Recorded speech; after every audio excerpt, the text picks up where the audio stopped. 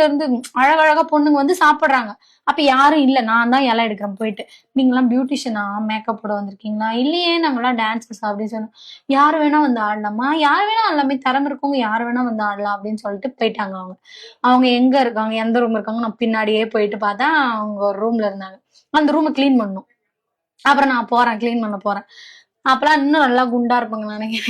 இந்த வேலை சாப்பிடுறது இந்த வேலையை சேர்த்து சாப்பிட்டுக்குவோம் நாங்க. ஏன்னா அடுத்த வேலைக்கு சாப்பிட நேரம் கிடைக்குமோ கிடைக்காதோ, வேலை செய்யணுமே, அந்த பயிரை கரெக்டா வைக்கணும், மருந்தடிக்கணும், எல்லாம் செய்யணும் அதுக்கு நாங்க. அதனால அது அப்படியே சாப்பிட்டு நல்லா குண்டாயிட்டேன்.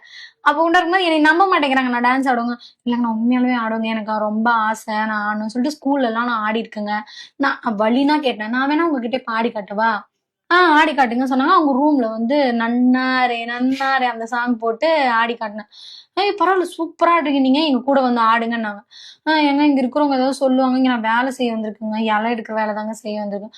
அதெல்லாம் ஒண்ணு இல்லைங்க, டிஜேக்கு யார் வேணா வந்து ஆடலாம், நீங்களும் வந்து ஆடுங்க அப்படின்னாங்க.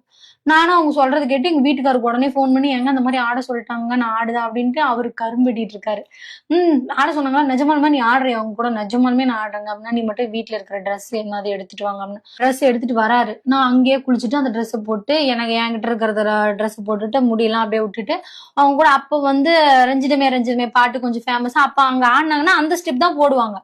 அப்ப எனக்கு வீட்டுல பசங்க கூட ஆடி டிவில பார்த்து கொஞ்சம் அந்த அதே இருக்கும் அப்படின்ட்டு நானும் அவங்க கூட அப்படியே ஆடுறேன். கொஞ்ச நேரத்தை கழிச்சு உட்கார வச்சுட்டாங்க. ஆடுறேன். பார்த்தா எல்லாம் தெரிஞ்சிச்சு, எங்க ஒரு ஆள் குறையுது, இங்க ஒரு ஆள் குறையுதுன்னா பார்த்தா திட்டி அசிங்கப்படுத்தி, எத்தனை லட்சம் போட்டு நான் நடத்துறேன், நீ எந்த வேலைக்கு வந்த, என்ன இங்க செஞ்சிட்டு இருக்கிற, சம்பளம் கூட எனக்கு அதை கொடுக்கல.